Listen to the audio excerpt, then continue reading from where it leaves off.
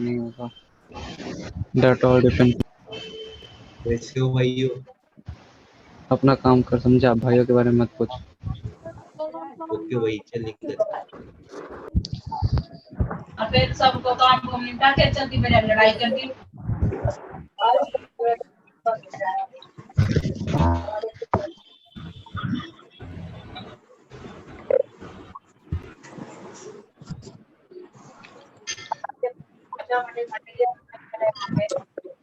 क्या है?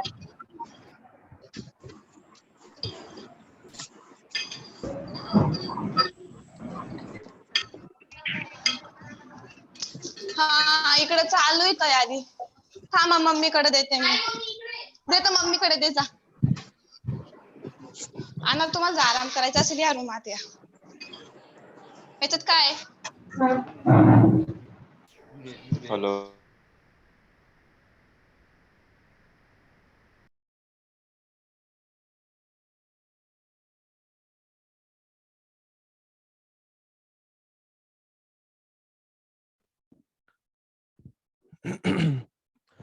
ऑनलाइन वाले एक बार कंफर्म कर दें। वीडियो स्क्रीन दिख रही है बेटा सभी को एंड आवाज आ रही है?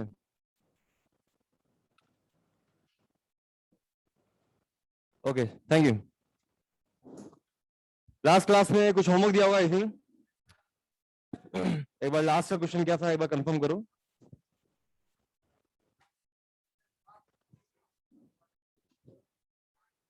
ग्राफ के बारे में आपको बता दिया था और 2 क्वेश्चंस करवा दिए थे राइट। आप सभी को अब मालूम है कि वर्क डन आप ग्राफ की मदद से भी कैलकुलेट कर सकते हैं। Area under force displacement graph will give work done. पक्की बात है? चलिए ठीक है। क्या कह दिया होमवर्क? बिगिन बॉक्स नहीं, इलस्ट्रेशन भी एक, इलस्ट्रेशन नंबर 4 राइट। हाँ जी बेटा, इलस्ट्रेशन नंबर 4 डाउट है किसी को? आसान है। आपको बेटा यहाँ पे फोर्स और डिस्प्लेसमेंट के बीच ग्राफ दिया गया है, आप इजीली एरिया फाइंड कर सकते हैं। क्या वर्क डन मिल जाएगा?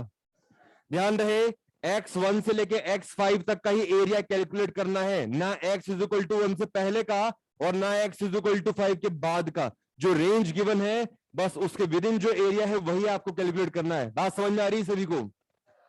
Okay next, begin box 1 question number हाँ जी 3। अच्छा क्वेश्चन है। कितने को डाउट है इसमें?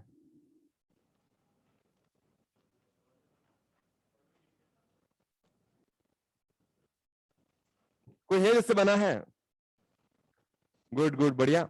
मैं आपको बता दूं बिगिनर बॉक्स 1 का जो क्वेश्चन नंबर 3 है इसमें काफी लोगों को डाउट है। इससे बेटा जो वर्क डन है वो तो 2-3 स्टेप का ही है। मेनली आपकी इसमें जो एनुअल इन्फेक्शन की नॉलेज है वो काम आई। अगर वो आपको ठीक से आता है तो ये क्वेश्चन बन जाता। समझे एक मिनट इसको। बिगिनर बॉक्स 1 के क्वेश्चन नंबर 3 में आपने बेटा हॉरिजॉन्टल से थीटा एंगल पर फोर्स लगा रखा है।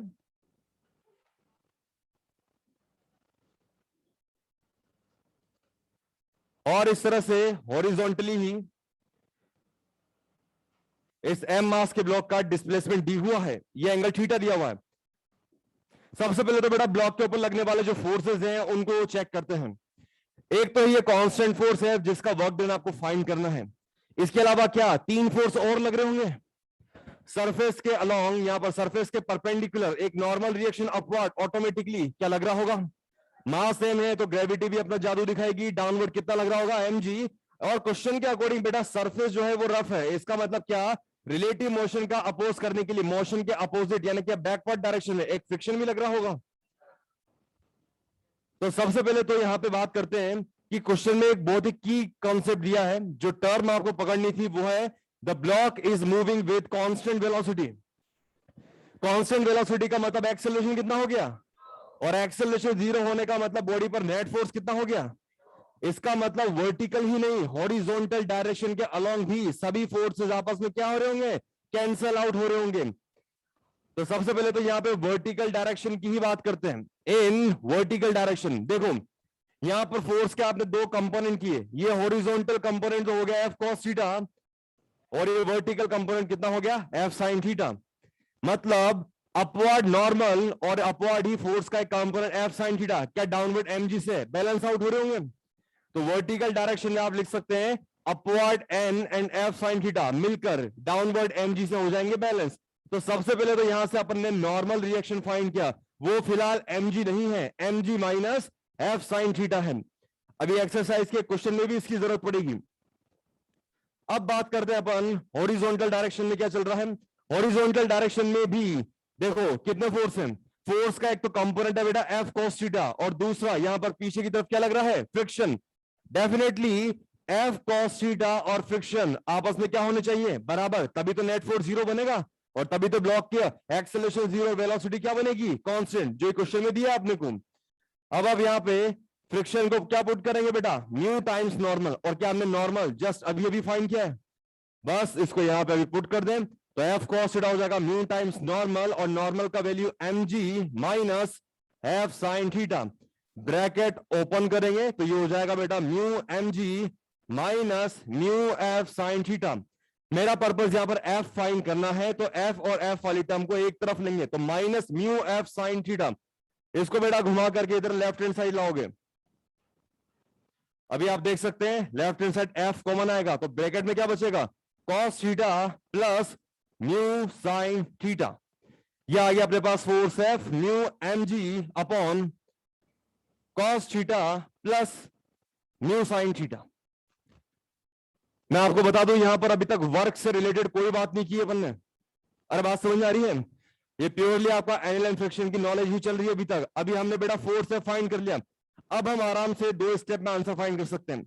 Work done by this constant force F will be F D cos theta. अरे यही तो फॉर्मूला है, ये बेटा फोर्स एफ हो गया, ये डिस्प्लेस डी हुआ राइटवर्ड, और ये इनके बीच का एंगल कॉस थीटा यहां पे ले लेंगे एफ, बस ये वैल्यू पुट कर दें तो म्यू mg साथ में यहां पे ऊपर न्यूमरेटर में डी कॉस थीटा और अपॉन में cos theta plus mu sine theta. That's our answer. This is work done by constant force F. समझ आया सभी को, कितना आ गया समझ में, जिसको डाउट है पूछें, नोट करें।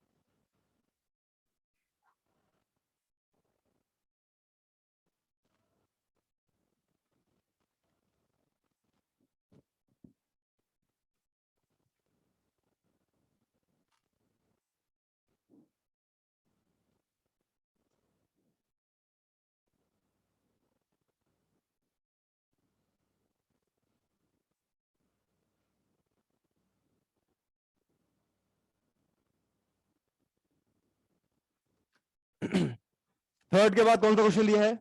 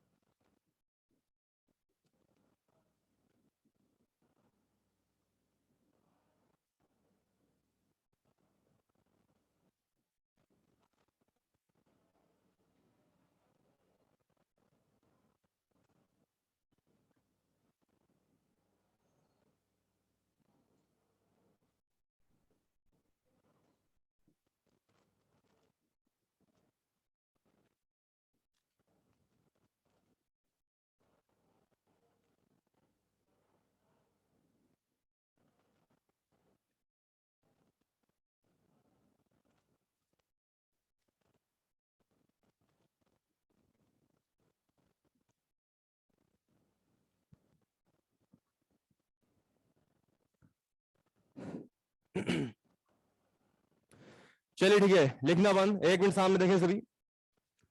अगला जो क्वेश्चन है, क्वेश्चन नंबर 6, आने वाले कुछ दिनों में इसका एक बहुत बढ़िया अल्टरनेट मिलेगा। एक थ्योरम हम पढ़ेंगे, उसका नाम होगा वर्क एनर्जी थ्योरम। उससे ही क्वेश्चन बेटा 2 लाइन में सोल्व हो जाएगा, पर अभी कुछ 2-4 स्टेप ज्यादा लिखने होंगे, क्योंकि अभी वर्क एनर्जी थ्योरम आगे हम पढ़ेंगे। फिलहाल हम सिर्फ वर्क पढ़ रहे हैं, तो वर्क से रिलेटेड फॉर्म में इसको क्वेश्चन को सॉल्व किया गया है। अब मैं सिर्फ आपको आंसर नहीं बता रहा, आंसर तक कैसे पहुंचेंगे वो रास्ता भी अपन देखते हैं। क्वेश्चन में बेटा अपन से क्या पूछा गया है, अरे बोलो। और वर्क क्या होता है, इंटीग्रेशन एफ डी एक्स। पक्की बात है। एफ बराबर क्या होता है, मास इंटू, क्या क्वेश्चन में मास 0.5 kg गिवन है, क्या गिवन नहीं है, एक्सेलरेशन। लेकिन एक्सेलरेशन आप लोगों को फाइंड करना आता है, एम गिवन है, ए गिवन नहीं है। लेकिन ए आपको पता है, कैसे फाइंड करते हो, या तो डीवी बाई डी टी या फिर v dv by d x. किया ही नहीं किया है काइनेमेटिक्स में, यहां पे क्या यूज करेंगे, डीवी बाई डी टी या v dv by d x. कैसे पता चला, वेलोसिटी बेटा टाइम पे डिपेंड नहीं करी, पोजीशन एक्स पे डिपेंड कर रही है। और क्वेश्चन में यहां v था a x की पावर 3/2। कंफ्यूज ना हो, a बस एक कांस्टेंट है जो कि क्वेश्चन में दिया 5। कोई a को गलती से एक्सेलरेशन ना समझे, एक्सेलरेशन नहीं है वो सिर्फ एक कांस्टेंट है 5। तो बेटा सबसे पहले तो मैंने क्या किया, एक्सेलरेशन यानी v dv by dx find करने के लिए इसको डिफरेंशिएट किया। डिफरेंशिएशन आता है सभी को, 5 तो बेटा कांस्टेंट है। अभी x की पावर 3/2 का डिफरेंशिएशन बोलो कितना हो जाएगा, n x की पावर n-1, मतलब 3/2 x की पावर 3/2 -1। तो ये कितना हो गया, 5 × 3 मतलब 15/2 x की पावर 1/2। अब जब मैंने v भी गिवन है और dv बाई dx फाइंड कर लिया है, तो क्या v dv बाई dx से एक्सेलरेशन मिल जाएगा। एक तो v 5x की power 3/2 as it is put कर दो, दूसरा dv बाई dx कितना फाइंड किया अपन ने, 15/2 x की पावर 1/2। तो 5 × 15 मतलब 75 और अपॉन में 2। क्या x की पावर 3/2 और x की पावर 1/2, क्या बेस x सेम है बेटा, और बेस सेम है तो पावर क्या कर देते हैं, ऐड करो, पावर ऐड 3/2 + 1/2 कितना हो गया, 4/2 मतलब 2। तो 75/2 x स्क्वायर, ये तो आपने अभी एक्सेलरेशन फाइंड किया। हमें क्या चाहिए, फोर्स। कोई मुश्किल नहीं, सिर्फ एक मास 0.5 kg से ही मल्टीप्लाई करना है। तो F बराबर ma करने से फोर्स भी आ गया, इट इज 75/4 x स्क्वायर। क्या अब इंटीग्रेशन एफ डी एक्स से वर्क डन मिल जाएगा। बस f की वैल्यू यहां ऊपर से 75/4 x स्क्वायर पुट करी और लिमिट अप्लाई करी 0 से 2, क्वेश्चन में गिवन है। सॉल्व करेंगे, इंटीग्रेशन सबको आता है, that's the work done 50 joule. अभी हमको बेटा फिर भी 4-5 स्टेप लिखनी पड़ी। हम एक वर्क एनर्जी थ्योरम नाम की चीज पढ़ेंगे, उससे बस इनिशियल और फाइनल वेलोसिटी निकालने से काम हो जाएगा और 2-3 लाइन में क्वेश्चन का आंसर आ जाएगा। फिलहाल आपको यह तरीका भी आना चाहिए, नोट करें इसको, और सिर्फ आंसर ही नहीं लिखे, इसका प्रोसेस भी याद रखें। v दिया है तो v dv बाई dx से a फाइंड कर लिया, एक्सेलरेशन को मास से मल्टीप्लाई करा तो फोर्स मिल गया, और फोर्स आ गया तो इंटीग्रेशन एफ dx से वर्क कैलकुलेट किया जा सकता है।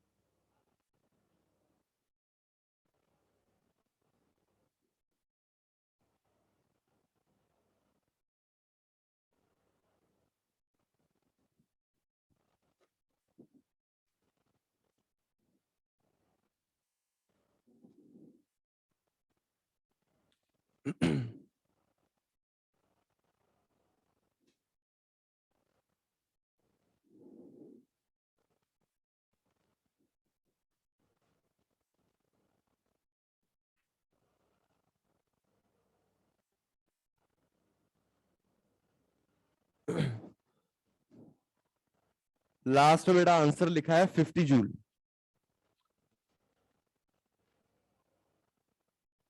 तपस्या, आप बेटा थोड़ा सा अपना कनेक्शन चेक करो, बाकी स्टूडेंट्स को सब सही दिख रहा है, उनकी स्क्रीन सही है, ब्लर नहीं है बेटा। बाकी 161 पार्टिसिपेंट्स को सब सही दिख रहा है।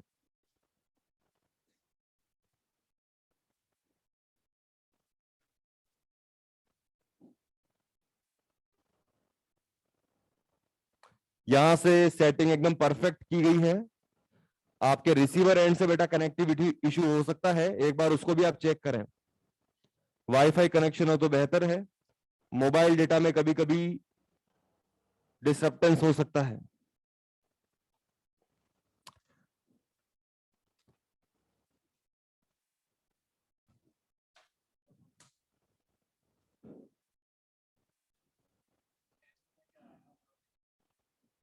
बता देंगे आपको, जो आप पढ़ लेंगे वो दे देंगे। वर्क एनर्जी थ्योरम हम पढ़ेंगे, वहां तक तो आएगा। अभी स्टार्ट करते हैं एनर्जी, इसको बस डिस्कशन फिनिश करके। तो टेस्ट में वर्क आएगा और वर्क एनर्जी थ्योरम तक वो बता देंगे आपको और फर्दर, जैसे जैसे सिलेबस आगे चलेगा। और आप लोग सभी के सभी बढ़िया तरीके से होमवर्क कर लेंगे और डाउट नहीं पूछेंगे, सब परफेक्टली खुद ही सॉल्व कर लेंगे, तो पूरा ही चैप्टर दे देंगे। इसका मतलब डाउट पूछोगे तुम लोग? गुड, क्या बात है, चैंपियन है सारे। चलो ठीक ठीक ठीक, फुर्ती से नोट करें।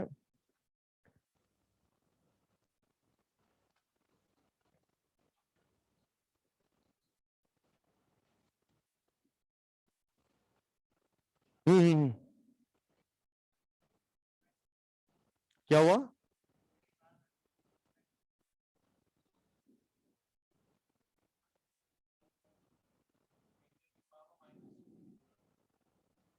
उससे अपने को परेशान नहीं होना, वो बस एक कांस्टेंट है।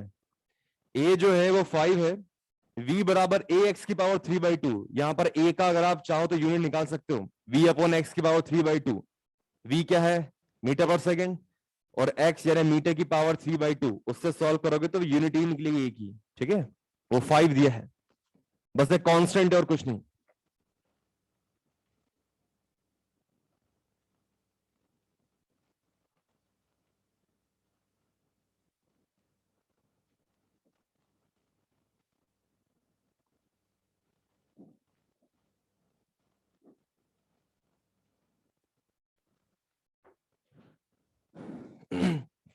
तो बीना बॉक्स 1 का बेटा ये था क्वेश्चन नंबर 3 एंड 6। इसके बाद और क्या दिया है? 10 का आसान है, बन गया होगा। सिंपल बेटा, आपको यहाँ पे ट्राइंगल और ट्रेपेजिंग का एरिया फाइंड करना है, ये आप कर सकते हैं। एक्सरसाइज 1, क्या 1 to 13 डिस्कस हो चुका है? 14 दिया है।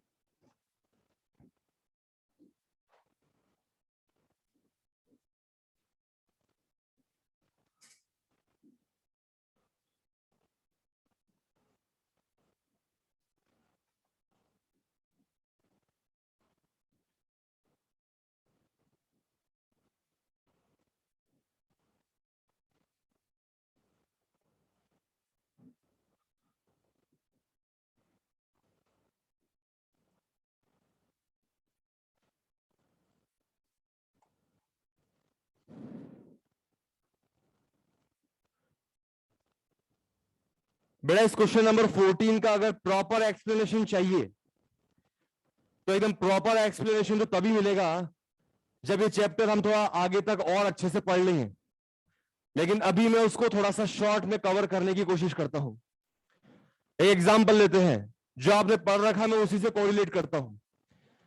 काइनेमेटिक्स याद करो, मोशन अंडर ग्रेविटी। क्या आपने एक बॉल को या एक ऑब्जेक्ट को अपवर्ड थ्रो किया था? अरे किया था ना। फॉर एग्जाम्पल बेटा, आपने बॉल को 30 मीटर पर सेकेंड से अपवर्ड थ्रो किया, क्या कुछ एच हाइट ट्रेवल करने के बाद बॉल रुक जाती थी? फिर बॉल घूम के फिर नीचे आती थी उसी स्पीड से, वेलोसिटी का डायरेक्शन रिवर्स होता था। थ्रो अपवर्ड किया है 30 अपवर्ड, वापस गेंद कितने से आती थी, बॉल कितने से आती थी? 30 से ही, स्पीड वही है, बस डायरेक्शन क्या हुई है अभी? डाउनवर्ड। इसी में आपने लास्ट में एक रियलिस्टिक केस भी लिया था, इफेक्ट ऑफ एयर रेजिस्टेंस, याद आया कुछ? तो एयर रेजिस्टेंस बेटा एक टाइप का क्या है? फ्रिक्शन ही है, एयर फ्रिक्शन। आपने फील भी किया होगा बेटा, आप जैसे जैसे अपने टू व्हीलर पे स्पीड बढ़ाते जाते हो, क्या अपोजिट साइड से हवा का झोंका थोड़ा तेज होता जाता है? अरे होता ही नहीं होता। तो एयर रेजिस्टेंस है, एयर भी एक मीडियम है और वो भी प्रोवाइड करता है एक रेजिस्टेंस, एक फ्रिक्शन प्रोवाइड करता है। तो आपको एक तो पॉइंट ये ध्यान रखना है कि फ्रिक्शन एक नॉन कंजर्वेटिव फोर्स है and work done by friction depends on path. Gravitation gravitational field जो है वो एक कंजर्वेटिव फोर्स है। कैसा फोर्स है बेटा? अब आप सोच रहे होंगे सर एक कंजर्वेटिव और नॉन कंजर्वेटिव क्या है।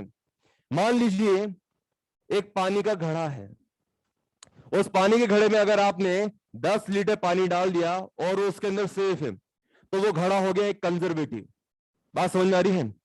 लेकिन मान लो उस घड़े में कहीं पे एक सुराख है, एक होल है, और मैंने 10 लीटर पानी डाला, उसमें से सपोज 2 लीटर पानी टिप टिप टिप करके बह गया, तो बचा कितना?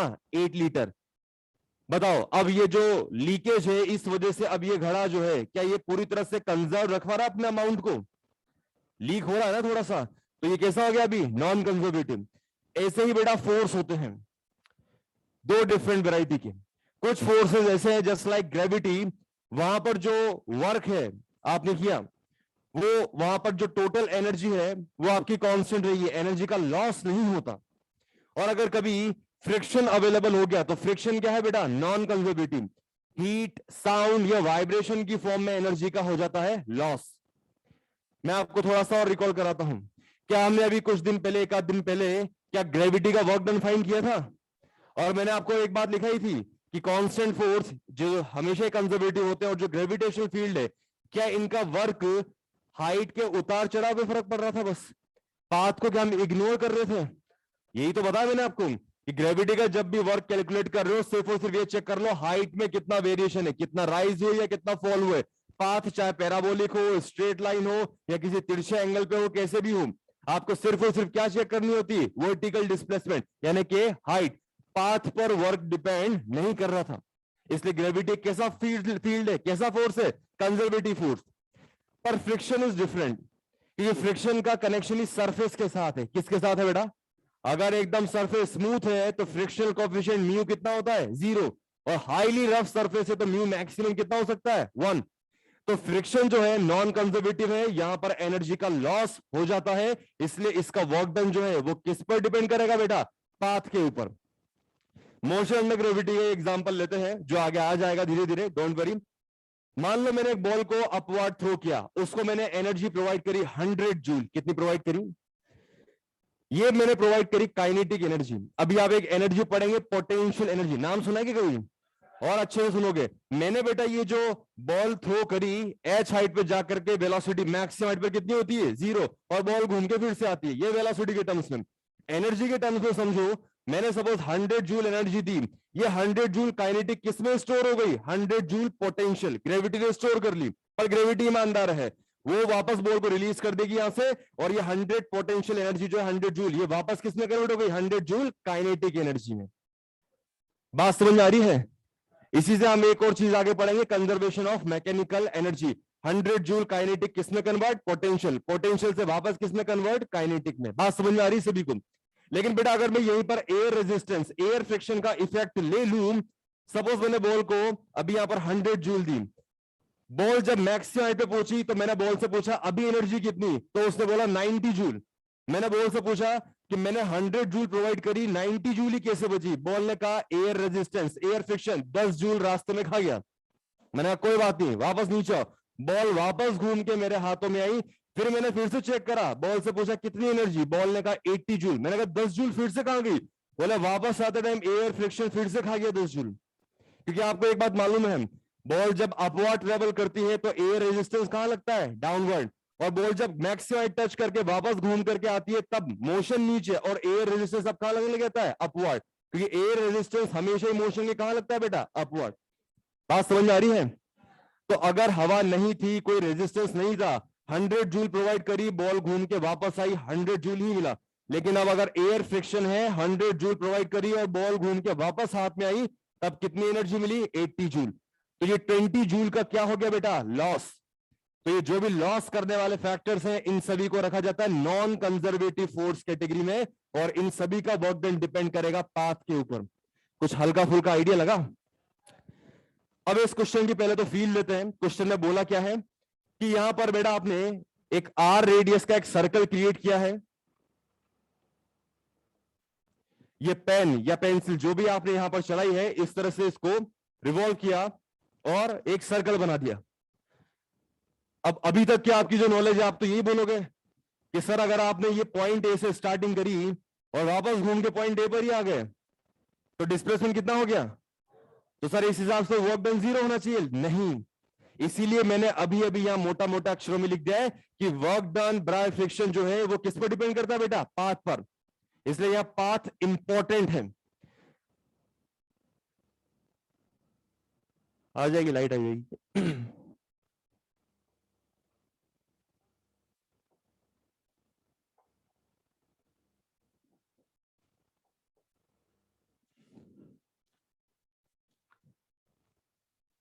चलिए लाइट आई, जितना अपन सुन लेते हैं थोड़ा सा और। क्या आप लोग कोई नया पेन परचेस करने जाते हो, नया पेन खरीदने जाते हो स्टेशनरी की शॉप पे, तो क्या आप 5-10 वैरायटी के नए नए पेन ट्राई करके देखते हो? अरे करते हो ना। वहां पर एक खाली पेपर रख के रखता है वो दुकानदार भी, उनको पता है सभी को आजकल स्मूथ पेन चाहिए, और सब अलग अलग वैरायटी के पेन इस तरह से लाइंस चला करके देखते हैं। कुछ लोग अपना नाम भी लिख के देखते हैं। अरे होता ही नहीं होता। कुछ पेन ऐसे होते हैं जो बहुत रफ चलते हैं। कभी कभी आपने ज्यादा उसको स्ट्रेस कर दिया, ज्यादा गड़ा दिया उस पेन को, तो पेपर फट भी जाता है। इसका मतलब वहां पर इस पेन की टिप और सरफेस यानी कागज के बीच में क्या फ्रिक्शन क्या हो गया? काफी ज्यादा। अरे आ रही बात समझ में? और कुछ पेन इतने बढ़िया होते हैं, चलाते ही पसंद आ जाते हैं आपको कि अरे वाह क्या मक्खन की तरह फिसल रहा है। इसका मतलब वहां पर जो पेन की टिप और पेपर के बीच में फ्रिक्शन क्या था बेटा? कम था। अरे बात समझ में आ रही है?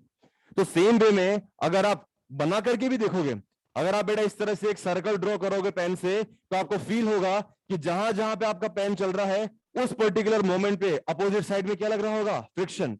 यहां आ गए तो मूवमेंट इधर है, लेकिन अब फ्रिक्शन कहां पे लग रहा है? बैकवर्ड।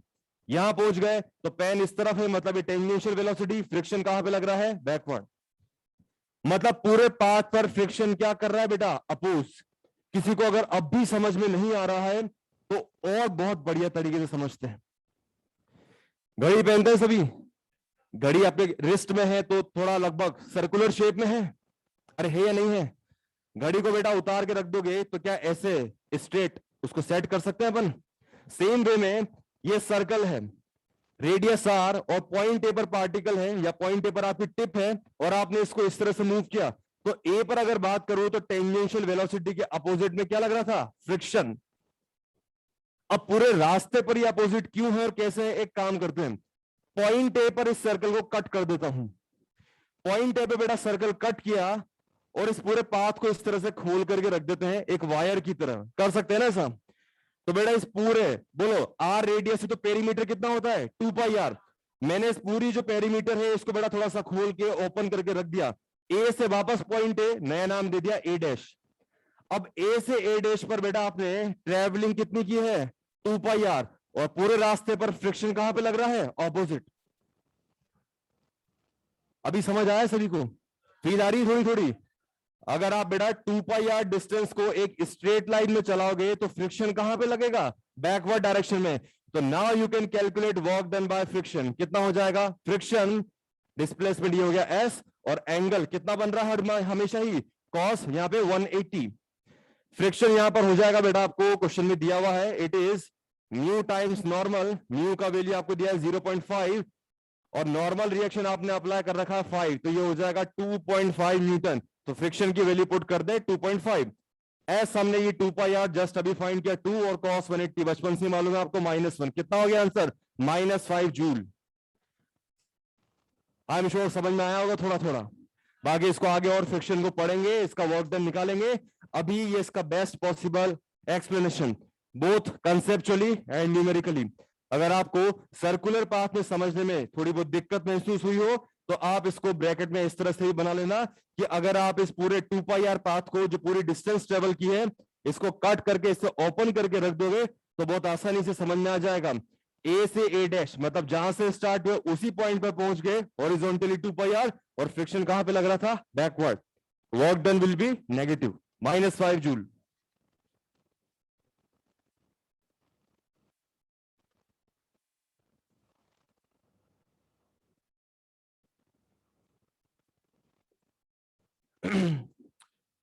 देव आपने पूछा है नॉर्मल कैसा है? नॉर्मल बेटा क्वेश्चन में डायरेक्टली मेंशन है, फाइंड नहीं किया अपन ने।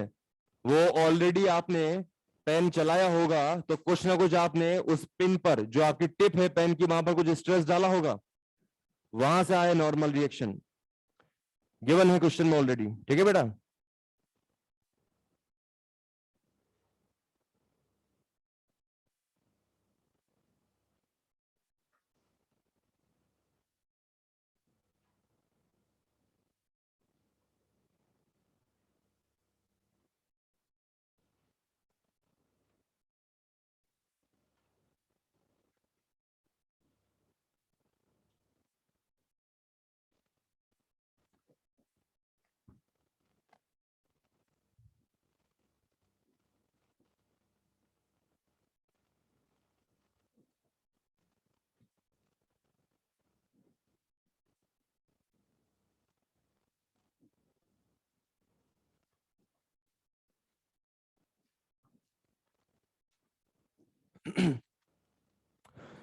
तो बेटा ये था क्वेश्चन नंबर 14। आगे बढ़ते हैं नेक्स्ट।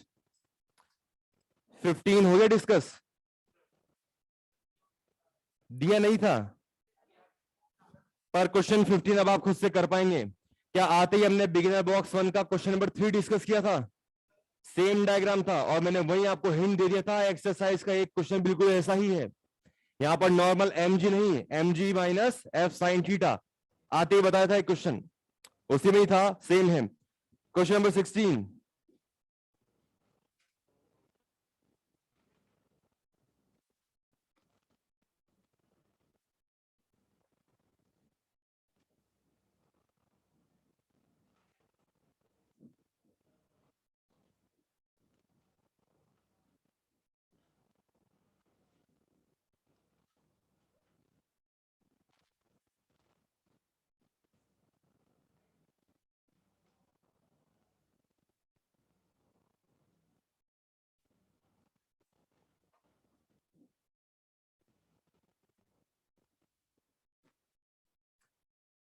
क्वेश्चन नंबर 16, एक मिनट देख लें इसको। सबसे पहले तो स्मार्ट अप्रोच से ऑप्शन चेक कर लें, क्या ऑप्शन 1 और ऑप्शन 3 आपस में कॉन्ट्राडिक्ट कर रहे हैं? अरे कर रहे हैं ना। एक ऑप्शन तो कह रहा work done by normal is 0 और एक कहता work done by normal is non 0, मतलब आंसर इनमें से एक हो सकता है। अरे आ रही बात समझ में? एक मिनट सामने देखें, ये बेटा आपके सामने कैपिटल एम मास का एक वेज और इसके ऊपर आपने स्मॉल एम मास का ही ब्लॉक रखा हुआ, पूरे सिस्टम को राइट वर्ड एक्सेलरेट किया, मतलब झटके से इस वेज को, और यहां पर ये ब्लॉक इस तरह से है तो आपने इसको बेटा इधर एक्सेलरेट किया, मतलब क्या डिस्प्लेसमेंट राइट वर्ड ही हुआ होगा? अरे हुआ होगा ना। और ये सरफेस के परपेंडिकुलर नॉर्मल रिएक्शन इसी तरह से मिलेगा। अब बताओ नॉर्मल और डिस्प्लेसमेंट के बीच एंगल राइट एंगल है, ऑब्ट्यूज है, एक्यूट है? यहाँ clearly you can see normal और डिस्प्लेसमेंट एस के बीच angle theta less than 90 degree है, तो work done by normal reaction कितना हो जाएगा? Positive. Nature of work find करना बताया था आपको, तो यहां पर बेटा थीटा भी कितना है? एक्यूट, इसलिए नॉर्मल का यहां पर वर्क 0 नहीं बनेगा अगर मैं इसको सिस्टम को एक्सेलरेट ना करता। फिर से बोलता हूं, अगर इस सिस्टम को हॉरिजॉन्टली एक्सेलरेट ना किया होता, सिंपली इसको ब्लॉक को छोड़ दिया था, तो क्या ये नीचे की ओर ट्रेवलिंग करता? अरे करता ना। उस कंडीशन में नॉर्मल और डिस्प्लेसमेंट के बीच एंगल कितना बनता? 90, तब वर्क डन बाय नॉर्मल 0 होता।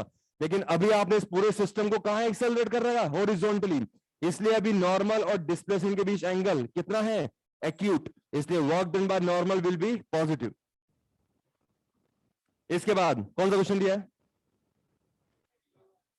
21, 22, 23। ये पूरा ग्राफिकल सेक्शन आसान है, सिंपली आपको बेटा एरिया कैलकुलेट करना है, because you know work done कैसे फाइंड करेंगे? ग्राफ से, area under force displacement graph. तो 21 तो बहुत ही इजी है, क्या ये ट्रेपेजियम का एरिया निकाल लिया होगा? बस बहुत ही आसान। 22 में थोड़ी सी कलाकारी लगानी थी और शायद मैंने हिंट दे दिया था आपको। 22 में बेटा आपको फोर्स डिस्प्लेसमेंट ग्राफ नहीं दिया, एक्सेलरेशन डिस्प्लेसमेंट ग्राफ दिया है, तो इसमें एक छोटा सा ही करेक्शन करना था। करेक्शन मतलब आपको अरेंजमेंट करना था। यहां पर बेटा एक्सेलरेशन की लिमिट क्या है? 3 एंड -3। क्या बेटा ए को मास से मल्टीप्लाई करें तो फोर्स मिल जाएगा? Hello, force is equal to क्या होता है? Mass into acceleration. तो बेटा यहां पर जो एक्सेलरेशन की लिमिट से 3 एंड -3 करो इसको 4, यानी मास से मल्टीप्लाई कितना हो जाएगा? 12 एंड -12। अब ये fx ग्राफ हो गया। Now you can calculate the area and that work done will be calculated. आसान है एकदम। पहले 0 से 4 तक का करना है और फिर 0 से 7 तक का टोटल। अरे हो जाएगा, गिवन लिमिट के अकॉर्डिंग ही सॉल्व करना है। कितने से बन गया 22? सीधा हाथ ऊपर। काफी से बन गया है, वेरी गुड। 23। अच्छा ठीक ठीक ठीक, डाउट तो नहीं किसी को? सिंपल बेटा, ट्राइंगल, रेक्टेंगल, ट्रेपेजियम, एरिया ही फाइंड करना है, इजी है। ए बी सी डी, बस ये थोड़ा सा लेंदी है क्योंकि ये क्वेश्चन 23 में अपने आप में 4 क्वेश्चन हैं, ए बी सी डी, और चारों का आंसर आपको कैलकुलेट करना है। और राइट वाली जो अपनी टेबल है उसमें 3 ऑप्शन है पी क्यू आर, उनसे मैच करना है। थोड़ा लेंदी है बट इजी है। इसके बाद एक्सरसाइज 2, किसमें?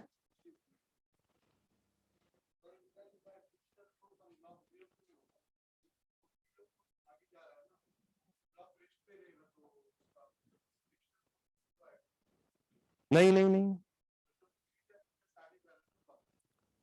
फ्रिक्शन वहां पे है, ऐसी बात नहीं है। बैलेंस हो रहा है लेकिन उसकी टेंडेंसी तो है मूव होने की। ठीक है, बैठो 1 मिनट। यहाँ पे एक्सरसाइज 2 में भी तो होमवर्क दिया है। कौन सा क्वेश्चन दिया है? हाँ जी, page number 37, exercise 2, question number 9। आसान है, सिंपली आपको एरिया ही कैलकुलेट करना है। Area under force displacement graph will give work done. ध्यान रहे 0 से 3 तक ये जो ब्लैक लाइन ड्रॉ कर रखी डार्क फोर्स की, कितना है वहां पर फोर्स? 0 से 3 तक 0। ये जो डॉट डॉट करके 2 लिखा हुआ है न्यूटन, ये 3 से लेकर के 7 तक दिया है आपको।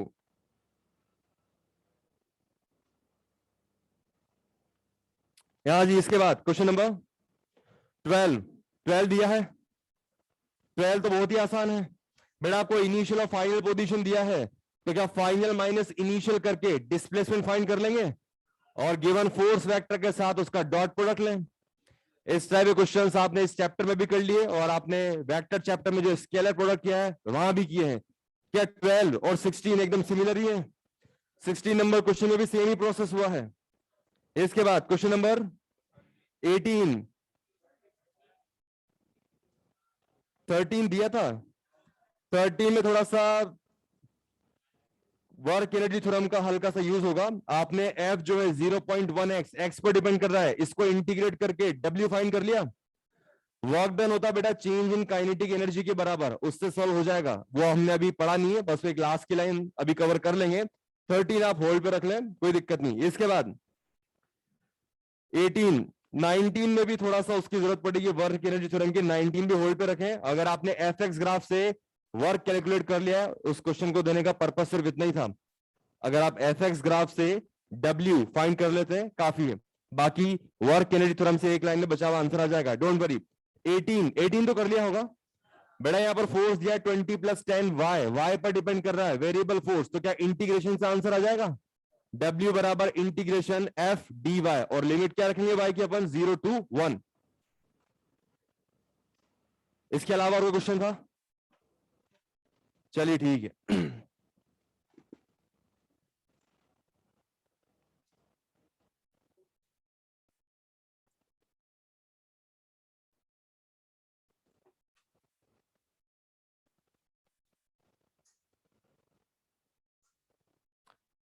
ऑनलाइन एक स्टूडेंट को क्वेश्चन 18 एक्सरसाइज 2 प्रॉब्लम है। हाँ हाँ हाँ, तो दूर से पूछ लेता बेटा, इतना पास आके पूछ रहा है।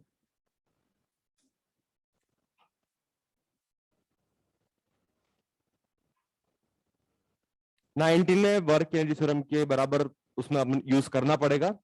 19 क्वेश्चन एक्सरसाइज 2 में बेटा जो वर्क डन आप फाइंड कर लोगे ना, उसको आप बराबर तो रखोगे ना चेंज इन काइनेटिक एनर्जी के, तो वो W बराबर delta K E, change in kinetic energy, final minus initial, half mv² minus half mu²। अगर आपने पढ़ रखा है कभी वर्क एनर्जी थ्योरम के, नाम तो सुन रखा है ना, work done by all forces is equal to change in kinetic energy. बस इतना ही है। पॉइंट ये कि अभी एनर्जी अपन ने स्टार्ट नहीं किया, उसके बाद एक लाइन में हो जाएगा। मेन इसमें यही था कि आपको ग्राफ से वर्क कैलकुलेट करना आना चाहिए।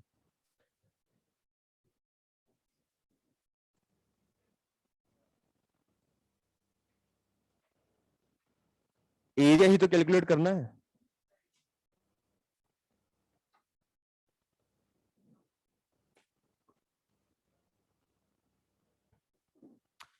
चलिए ठीक है, ऑनलाइन एक स्टूडेंट को क्वेश्चन 18 में डाउट है, देख लेते हैं क्वेश्चन नंबर 18 में क्या है। फोर्स दिया है बेटा 20 + 10y, तो इंटीग्रेशन f dy से ये वर्क अपना आ जाएगा, और लिमिट यहां पर दिया आपको 0 से लेकर के 1। इसको बेटा आप जब इंटीग्रेट करेंगे तो 20 के साथ आ जाएगा y, और ये y का इंटीग्रेशन हो जाएगा y²/2। Upper and lower limit respectively put करेंगे तो ये हो जाएगा 20, 1 - 0, और 10/2 मतलब 5, तो 1² - 0², तो 20 + 5 मतलब 25 जूल। इजी था आई थिंक।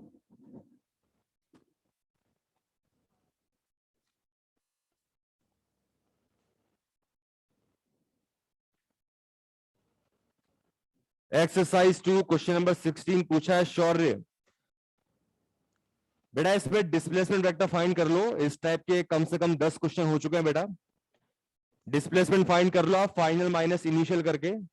इनिशियल पॉइंट के आपको वेक्टर दिया है डिस्प्लेसमेंट का, और यहाँ पे फाइनल पोजीशन भी दिया है, तो फाइनल माइनस इनिशियल करें, डिस्प्लेसमेंट आ जाएगा, और फोर्स 4i के + 3j कैप से डॉट प्रोडक्ट ले लें, उसका हो जाएगा। तपस्या आपको बता दिया बेटा, एक्सरसाइज 1 का क्वेश्चन 18 ही था ये, सॉरी एक्सरसाइज 2 का। कहां पे? हाँ हाँ चले तो जाओ, पर अभी ब्रेक हुआ ही तो था आधे पौन घंटे पहले ही। कोई बात नहीं, कोई बात नहीं।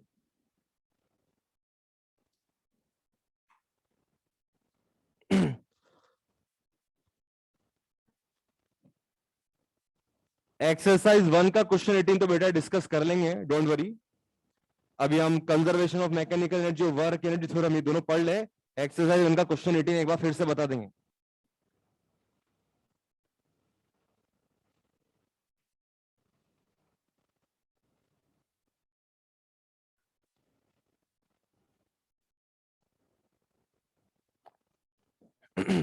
चलिए ठीक है, सभी डाउट्स बता दिए गए हैं। आगे बढ़ते हैं, एनर्जी पढ़ना स्टार्ट करते हैं। टॉपिक डाले सभी एनर्जी।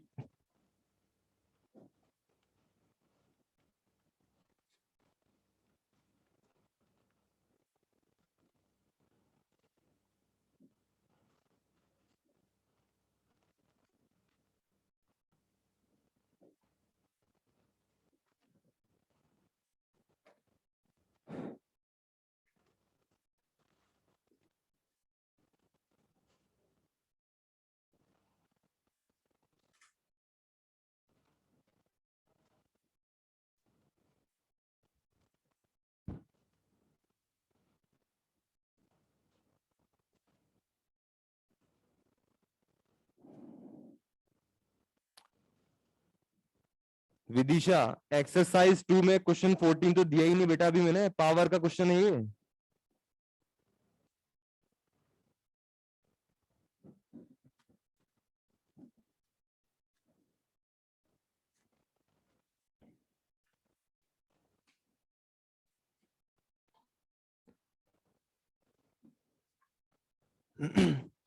चलिए ठीक है, आगे बढ़ते हैं बेटा। इस चैप्टर में वर्क हमने सीख लिया है कैसे कैलकुलेट करते हैं। Work done by constant force हम देख चुके हैं, work done by variable force भी हम देख चुके हैं। वर्क का नेचर पॉजिटिव, नेगेटिव, जीरो तीनों टाइप का है, ये भी हम जानते हैं। वर्क एक स्केलर क्वांटिटी है। और अभी हमने वर्क डन ग्राफ से कैलकुलेट करना भी सीख लिया है। अब वर्क और एनर्जी का आपस में बहुत बढ़िया नाता है, इसको आगे समझते हैं। सबसे पहले बात करते हैं एनर्जी। एनर्जी क्या है? यूजुअली आप लोग बेटा यूजुअली ब्रेकफास्ट कर रहे हो, लंच कर रहे हो, डिनर कर रहे हो, तो फूड के थ्रू आपको क्या मिल रहा है? एनर्जी मिल रही है ना। और वो एनर्जी किस में यूटिलाइज हो सकती है? वर्क करने में, पढ़ाई करने में। आ रही बात समझ में? तो बेसिकली एनर्जी क्या इंडिकेट करती है कि किसी भी ऑब्जेक्ट की इंटरनल कैपेसिटी है जिससे वो क्या कर सके? वर्क कर सके। मतलब एक कॉमन प्रैक्टिस में अपन ये बोल सकते हैं कि अगर किसी ऑब्जेक्ट में एनर्जी है मतलब ये वर्क कर सकता है। अरे हरी बात समझ में? अगर बेटा एक वॉल में ये स्प्रिंग है, इसको मैंने कंप्रेस किया, अब स्प्रिंग में भी पोटेंशियल एनर्जी होती है। क्या होती है स्प्रिंग में? मैंने स्प्रिंग को पिचका के कंप्रेस करके इसके ऊपर वर्क करके इसके अंदर एनर्जी स्टोर कर दी। ये पिच की भी स्प्रिंग, इस कंप्रेस्ड स्प्रिंग को पकड़ के रखा हुआ है, और मैंने वहां पर उसके पास में ये ब्लॉक रख दिया। अब जैसे बेटा मैं स्प्रिंग को छोड़ूंगा, क्या वो स्प्रिंग झटके से वापस अपनी नेचुरल पोजीशन में आना चाहेगी? और क्या वो इस ब्लॉक को एक धक्का मार के इसको काइनेटिक एनर्जी दे देगी? मतलब स्प्रिंग की कंप्रेस्ड स्टेट में जो पोटेंशियल एनर्जी थी वो इसने किसको इंपार्ट कर दी? इस ब्लॉक की काइनेटिक एनर्जी में। बात समझ में आ रही है? तो स्प्रिंग के अंदर पोटेंशियल एनर्जी थी तो क्या हमने उससे वर्क करवा लिया, उससे इसको ब्लॉक को धक्का लगवा दिया? अरे किया या नहीं किया? आप लोग भी या हम सब भी फूड के थ्रू क्या गेन करते हैं? एनर्जी। और एनर्जी नहीं होगी तो क्या हम वर्क कर सकते हैं क्या? नो। तो basically energy it is defined as the internal capacity to do work, और अगर किसी ऑब्जेक्ट के पास एनर्जी है means it can do work. बात समझ में आ रही है? अब एनर्जी जो है बेटा ये भी वर्क की तरह एक स्केलर क्वांटिटी, इसका भी यूनिट जूल ही है, सीजीएस यूनिट अर्ग ही है, इसका एक और यूनिट है कैलोरी। कैलोरी वर्ड सुना होगा आपने, आ रही बात समझ में? अक्सर अपन अपने जो फैट है उसके हिसाब से कभी कोई जिम गया तो वो ऐसे पूछते कि इतनी कैलोरी बर्न कर लिया आज अपन ने, आ रही बात समझ में? तो वो भी उसी का ही सिंबल है। तो 1 कैलोरी होता है 4.2 जूल। लिख दूंगा अभी मैं, बस ये एक सिंपल सा नॉर्मल सा रिलेशन ध्यान रखना है कि 1 calorie is equal to 4.2 joule. और जितनी भी एनर्जी है सभी बेटा रेफरेंस डिपेंडेंट क्वांटिटी है। फॉर एग्जांपल काइनेटिक एनर्जी की ही बात करते हैं, तो काइनेटिक एनर्जी क्या है बेटा? Energy of an object due to its motion. अगर कोई ऑब्जेक्ट मोशन में है, मास का object moving with speed v, तो हम उसकी काइनेटिक एनर्जी सिंपली क्या बोल सकते हैं? Half m v square. ध्यान रहे kinetic energy can never be negative, क्योंकि हाफ एम वी स्क्वायर में हाफ तो हो गया मैथमेटिकल कांस्टेंट, m मास हो गया स्केलर, नेगेटिव हो नहीं सकता, और v स्पीड का स्क्वायर। ना ना, ये किसने वेलोसिटी बोला? कोई गलती ना करे इसलिए आज अभी क्लियर कर देता हूं। हाफ एम वी स्क्वायर में जो v है वो होती है इंस्टेंटेनियस स्पीड। क्या होती है बेटा? आम बोलचाल की भाषा में आप इंस्टेंटेनियस वेलोसिटी भी बोल सकते हैं, कोई दिक्कत नहीं है, क्योंकि आपने काइनेमेटिक्स से पढ़ रखा है। इंस्टेंटेनियस वेलोसिटी के मैग्नीट्यूड को ही इंस्टेंटेनियस स्पीड कहते हैं। आ रही बात समझ में? इसलिए क्लियर वर्ड अपन मेंशन करें, इंस्टेंटेनियस वेलोसिटी के मैग्नीट्यूड या इंस्टेंटेनियस स्पीड एक ही बात है। ऐसा ना बोले कि हाफ एम वी स्क्वायर में v वेलोसिटी है, वेलोसिटी का उस मोमेंट का मैग्नीट्यूड है, इसलिए हाफ एम वी स्क्वायर में ध्यान रखें v क्या है? Instantaneous speed. तो काइनेटिक एनर्जी इसी वजह से नेगेटिव नहीं हो सकती। For moving object it will always be positive. अगर कभी काइनेटिक एनर्जी जीरो है, इसका तो एक ही मतलब है, the object is at rest. Half m v square में v जीरो होगा तभी ऑब्जेक्ट की काइनेटिक एनर्जी क्या बनेगी बेटा? जीरो बनेगी। अब मेरा एक सवाल है, बस एक स्टेटमेंट बोलूंगा और आपको बताना है सही है गलत। Kinetic energy depends on frame of reference, यानी ऑब्जर्वर डिपेंडेंट क्वांटिटी है काइनेटिक एनर्जी। कितने लोग कहते हैं गलत है? ये स्टेटमेंट गलत है कि काइनेटिक एनर्जी ऑब्जर्वर यानी फ्रेम ऑफ रेफरेंस डिपेंडेंट है। ओहो, और कितने लोग कहते हैं सही बात है सर, फ्रेम ऑफ रेफरेंस पे डिपेंड करती है। सिर्फ 4-5 लोग ही सही है जिन्होंने हाथ ऊपर किया है। अरे बच्चों, हाफ एम वी स्क्वायर में v जो स्पीड है क्या वो ऑब्जर्वर डिपेंडेंट नहीं है? अभी मेरे रेस्पेक्ट में आप रेस्ट पे हो, आपके रेस्पेक्ट में मैं भी अभी एक ही पोजीशन पे खड़ा हूं तो मैं भी रेस्ट पे हूं, लेकिन अभी स्पेस में जो एस्ट्रोनॉट है क्या उसको अर्थ मूव होती हुई दिख रही है? अरे दिख रही ना। इसका मतलब अर्थ मूव कर रही तो अर्थ पे बेटा हम लोग भी तो मूव कर रहे हैं, तो हमारी भी एस्ट्रोनॉट को क्या दिखेगी? वेलोसिटी। तो उसके हिसाब से हमारी काइनेटिक एनर्जी है। आपको काफी पहले मैंने एक ट्रेन वाला एग्जांपल दिया था। ट्रेन में आपके 2 दोस्त जा रहे हैं और आप बाहर उसको सी ऑफ कर रहे हो। अब आपके रेस्पेक्ट में जो आप बाहर टाटा करने के लिए हो, ट्रेन में बैठे आपके दोनों दोस्त ट्रेन के साथ जा रहे हैं, तो क्या उनकी काइनेटिक एनर्जी है? अरे है तो सही। ट्रेन की जो स्पीड है वही उनके पास भी है, तो उनकी काइनेटिक एनर्जी क्या है? हाफ एम वी स्क्वायर, जहां उनकी वी स्पीड वही है जो ट्रेन की है और मास उनका खुद का। लेकिन क्या उन दोनों जो ट्रेन में ही बैठे हैं क्या वो एक दूसरे को रेस्ट पे ही पाएंगे? ट्रेन का ही तो पार्ट है, इसलिए उनको एक दूसरे के रेस्पेक्ट में रेस्ट कंडीशन फील होगी एक दूसरे की, तो एक दूसरे के रेस्पेक्ट में तो काइनेटिक एनर्जी कितनी मिलेगी उनको? अपनी जीरो। बात समझ में आई? तो इस चीज का ध्यान रखें कि काइनेटिक एनर्जी किस पर डिपेंड करती है बेटा? ऑब्जर्वर यानी frame of reference dependent quantity है। क्लियर है सभी को? तो बेटा फिजिक्स में मोस्टली अपन कंसर्न है मैकेनिक्स में मैकेनिकल एनर्जी, और मैकेनिकल एनर्जी क्या होता है? It is consist of kinetic and potential. तो काइनेटिक एनर्जी और पोटेंशियल एनर्जी, काइनेटिक एनर्जी होती है किसी ऑब्जेक्ट के पास उसकी मोशन की वजह से, पोटेंशियल एनर्जी होती है ऑब्जेक्ट के पास उसके कॉन्फ़िगरेशन या उसकी पोजीशन की वजह से। अभी मान लो हम लोग फर्स्ट फ्लोर पे हैं, हम रेफरेंस लेवल हैं, रेफरेंस लेवल से ऊपर की एनर्जी ली जाती है पॉजिटिव और नीचे की ली जाती है नेगेटिव। अगर हम बेटा फर्स्ट फ्लोर पे हैं तो पोटेंशियल एनर्जी अपनी कितनी है रेफरेंस लेवल पे? 0। नीचे ग्राउंड फ्लोर पे जो स्टूडेंट्स पढ़ रहे हैं उनकी हमारे रेस्पेक्ट में पोटेंशियल एनर्जी क्या हो जाएगी? नेगेटिव। और जो ऊपर सेकंड थर्ड फोर्थ फ्लोर पे बच्चे पढ़ रहे हैं हमारे रेस्पेक्ट में उनकी क्या है? हाइट में ऊपर है हमसे, इसलिए उनकी पोटेंशियल एनर्जी हमारे रेस्पेक्ट में क्या हो जाएगी? पॉजिटिव। बात समझ में आ रही है सभी को? एनर्जी बेटा ऐसे बहुत तरह की हो सकती है। अभी मैं बात कर रहा हूं माइक के थ्रू, आपको सुनाई दे रहा है, ये साउंड एनर्जी है। कौन सी एनर्जी है? सूरज की रोशनी, ये भी अपने आप में सोलर एनर्जी, ये भी एक ऑप्टिकल एनर्जी, ये भी एक एनर्जी है। इलेक्ट्रिसिटी रन कर रही है इक्विपमेंट्स में, ये भी तो एनर्जी है, इनको भी तो एनर्जी प्रोवाइड कर रखी है इलेक्ट्रिसिटी के through, that is electrical energy. बात समझ आ रही है सभी को? तो ये electrical energy, mechanical energy, sound energy, optical यानी लाइट एनर्जी, इसके अलावा न्यूक्लियर रिएक्टर में यूरेनियम वगैरह की रिएक्शन चल रही होती है, वहां न्यूक्लियर एनर्जी है। तो ये सभी एनर्जी के डिफरेंट फॉर्म्स हैं और एक से दूसरे में ये चेंज हो सकते हैं। बात समझ में आ रही है सभी को? लेकिन अपन यहां पर सिर्फ और सिर्फ एक ही से कंसर्न है मैकेनिक्स में, mechanical energy. And mechanical energy किससे मिलकर बनी होती है? Kinetic energy and potential energy. Clear है सभी को? चलिए थोड़ा सा लिखते हैं एनर्जी के बारे में, लिखें इसमें एनर्जी के बारे में लिखें, ऑनलाइन वाले भी नोट करेंगे।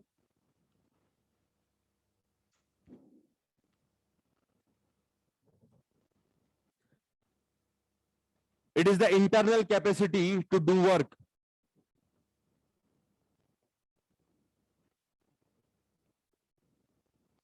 It is the internal capacity to do work.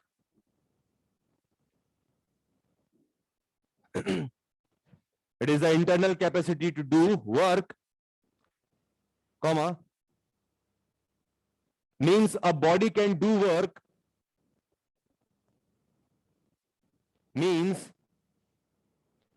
a body can do work if it has energy. Means a body can do work if it has energy.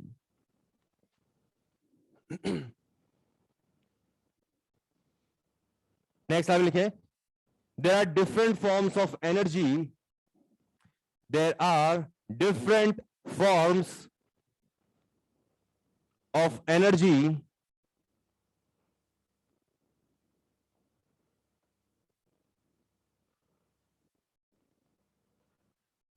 there are different forms of energy like mechanical energy,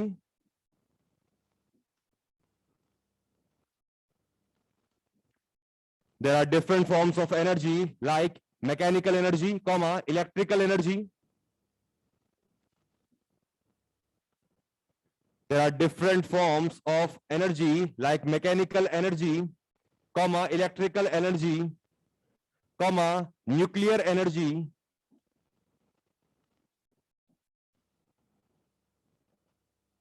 comma, atomic energy,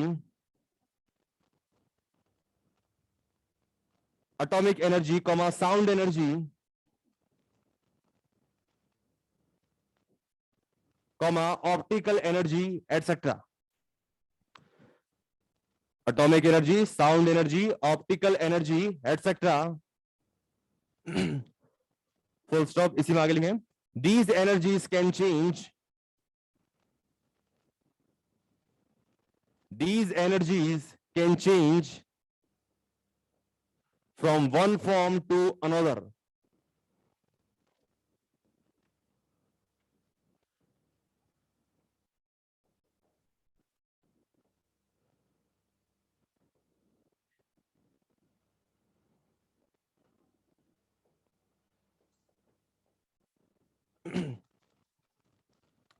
okay, एक minute सामने देख लें। तो work की तरह ये भी है कौन सी क्वांटिटी बेटा? Scalar quantity. यूनिट क्या हो जाएगा इसका भी? सीजीएस में, एसआई सिस्टम में तो जूल और सीजीएस में अर्ग। एक और यूनिट है कैलोरी, कभी कभी यूज करेंगे उसका, और 1 कैलोरी हो जाएगा 4.2 जूल। यूनिट डायमेंशन दोनों ही वर्ग जैसे, डायमेंशन कितना हो जाएगा m1l2t-2। एक और डिफरेंट बात, अगर एनर्जी का डिस्कस कर रहे हैं तो एक महान साइंटिस्ट आइंस्टीन को भी याद करना पड़ेगा। क्या एक एनर्जी मास रिलेशन दिया था उन्होंने? क्या दिया था? बिल्कुल, तो आइंस्टीन एनर्जी मास रिलेशन E बराबर mc²। इसमें E तो क्या बताया उन्होंने? It is energy of object. M क्या हो जाएगा और C क्या है? बिल्कुल स्पीड ऑफ लाइट। और स्पीड ऑफ लाइट कितना होता है? बिल्कुल, शाबाश, इट इज 3 इंटू 10⁸ मीटर पर सेकेंड। करें, नोट करें सभी।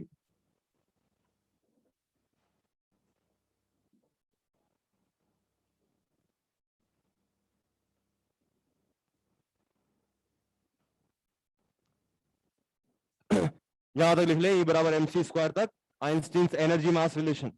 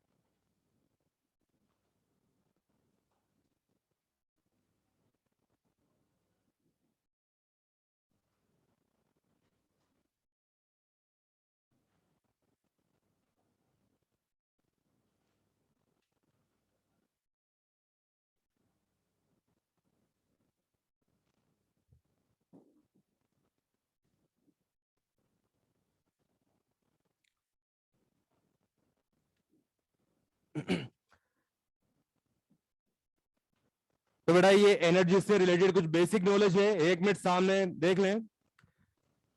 1 मिनट समझ लो इसको। वैसे अपन जो अभी तक हमने पिछले 10-15 मिनट में डिस्कस किया था, समझा था, उसी को यहां पर समराइज किया है। तो हम बात कर चुके थे Einstein's mass energy relation E is equal to mc square, where c was speed of light 3 into 10⁸ metre per second. मैंने आपको यह भी बताया था mechanical energy consist of kinetic energy and potential energy. किसी को दिक्कत तो नहीं, शॉर्ट में लिख दिया है, बड़े बड़े नाम है। मैकेनिकल एनर्जी को me लिखेंगे, काइनेटिक एनर्जी को ke लिखेंगे और पोटेंशियल एनर्जी को pe लिख देंगे। कोई दिक्कत किसी को? आपको यह भी बताया काइनेटिक एनर्जी क्या है, energy of object due to its motion. Motion में है अगर m mass with some speed v, तो काइनेटिक एनर्जी क्या लिखा जाएगा, हाफ mv स्क्वायर। यहां जो स्पीड v है ऑब्जर्वर के अकॉर्डिंग अलग अलग हो सकती है, इसलिए kinetic energy depends on frame of reference. If kinetic energy zero, के जीरो तभी हो सकती है जब क्या जीरो हो, स्पीड, यानी v जीरो, मतलब object will be at rest. और अगर मूविंग ऑब्जेक्ट है तो मूविंग ऑब्जेक्ट के लिए तो काइनेटिक एनर्जी हमेशा ही क्या होगी बेटा, पॉजिटिव। यहीं पे लगे हाथ एक बहुत बढ़िया सा रिलेशन देखते हैं, relation between kinetic energy and P. P मतलब मोमेंटम।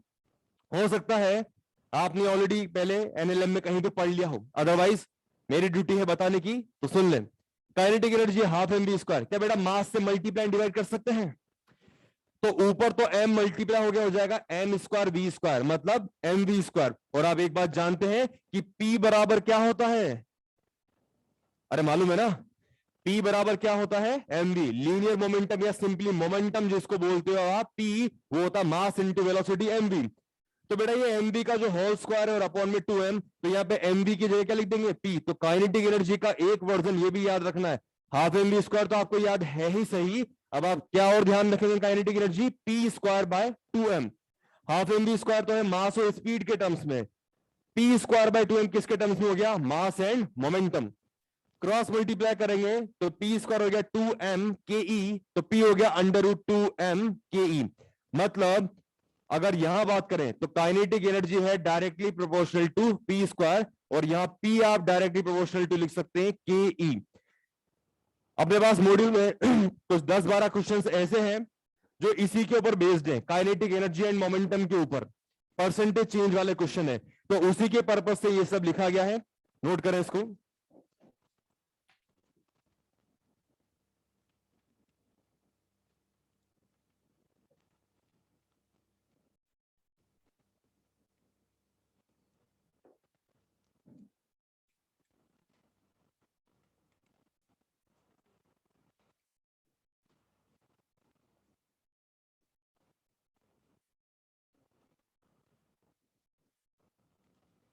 हाँ जी,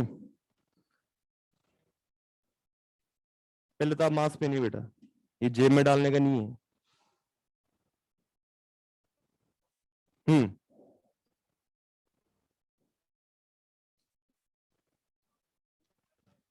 string, ideal string, yes, massless, inextensible, बिल्कुल।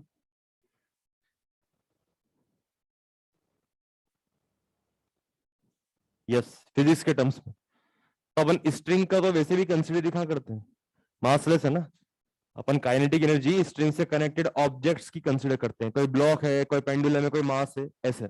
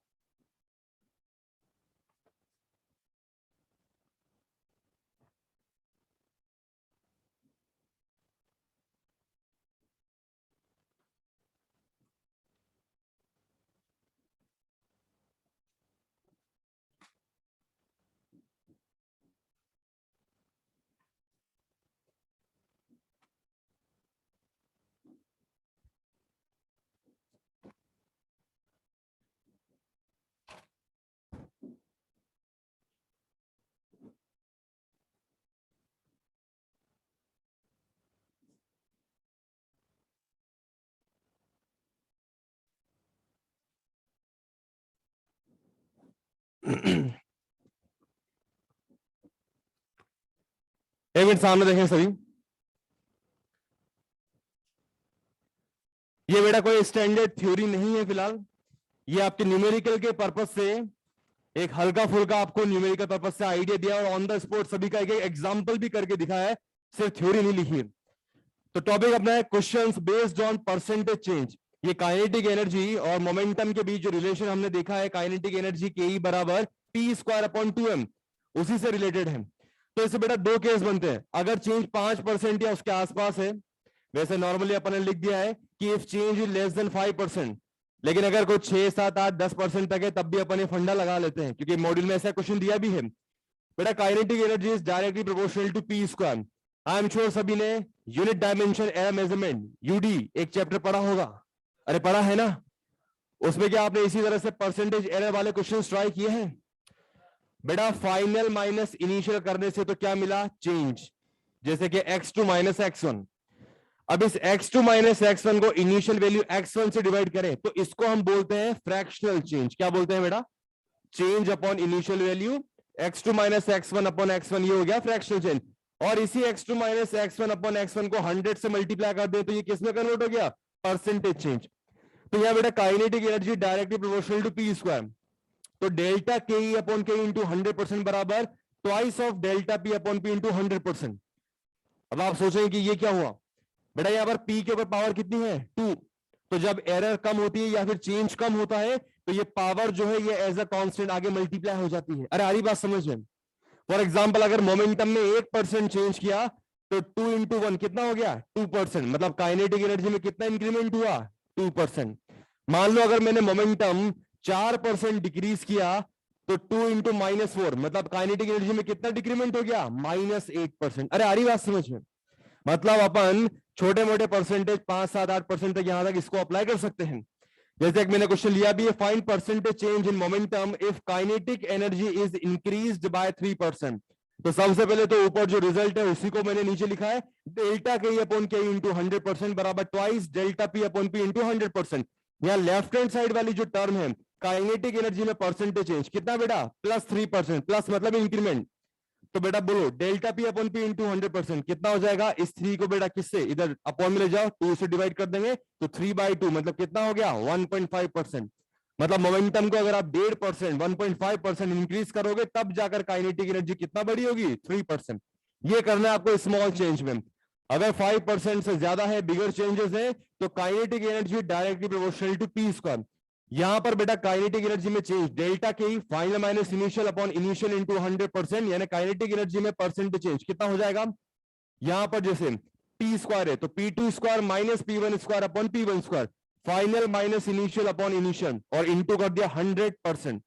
इसको थोड़ा सा और सिंप्लीफाई करने के लिए मैंने एक स्टेप और फर्दर लिख दिया बेटा, ये p1 स्क्वायर को दोनों तरफ क्या कर दिया? सेपरेट। तो ये क्या हो गया? p2 upon p1 square minus p1 square upon p1 square, cut के कितना हो जाएगा? 1। इसी का लगे हाथ अपन ने यूज भी किया है, find percentage change in kinetic energy if p is double, यानी मोमेंटम इज डबल। अब इसको करने का तरीका आपका हो सकता है, मान लो आप इनिशियल मोमेंटम p1 मान लो x, तो p2 क्या लिख सकते हो? 2x। नॉर्मली अपन यहां प्रेफर करेंगे कि अपन इसको परसेंटेज फॉर्म में सॉल्व करें।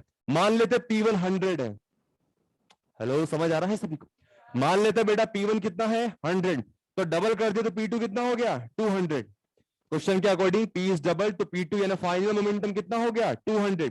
यहाँ p1 को 100 और p2 को 200 पुट करेंगे, 0 0 कैंसिल, 2 का स्क्वायर यानी 4 माइनस 1 यानी कितना हो गया? 3 इंटू 100 मतलब 300%। मतलब मोमेंटम को डबल किया, 100% इंक्रीज किया, तो यहाँ पर काइनेटिक एनर्जी में कितना इंक्रीमेंट हो गया बेटा? 300%। चमक रहा है सभी को? अब एक एग्जांपल अपन उल्टा भी लेके देखते हैं, P directly proportional to √KE। यहां से बेटा delta P upon P into 100%, मतलब मोमेंटम में परसेंटेज चेंज कितना हो जाएगा?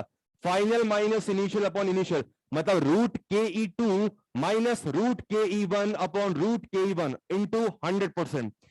वंस अगेन यहां पर जैसे इंडिविजुअली डिवाइड कर दिया था बिल्कुल वैसे ही कर दिया, तो √KE2 अपॉन KE1 माइनस ये √KE1 और √KE1 कट के कितना हो जाएगा? सिंपली यहाँ पे 1। एक क्वेश्चन के थ्रू समझ लेते हैं इसको भी, find percentage change in momentum if kinetic energy is increase by 800%। Kinetic energy को बेटा आपने कितने से इंक्रीज कर दिया है 800%। तो मान लेते हैं इनिशियल काइनेटिक एनर्जी ke1 है 100, तो ke2 कितना होना चाहिए 100 प्लस 800, मतलब कितना हो गया 900। पहले 100 था और आपने कितना बढ़ा दिया 800 और बढ़ा दिया, तो फाइनली कितना हो गया 100 प्लस 800 मतलब 900। बस यहीं पर आपने वैल्यू पुट करी, ke2 को पुट किया 900 और ke1 को 100, √9 कितना हो जाएगा 3। ध्यान रखिए ये जो -1 चल रहा है ये अंडर रूट से आजाद है, अंडर रूट सिर्फ ke2 ke1 के ऊपर ही है, तो ये 3 - 1 मतलब कितना हो गया 2 × 100 मतलब 200%। क्लियर है सभी को? कितना को आया समझ में? सीधा आगे ऊपर, जिसको डाउट हो पूछिए। तो इससे बेस बेटा जो भी न्यूमेरिकल से कर पाएंगे सभी, तो होमवर्क नोट कर लीजिए।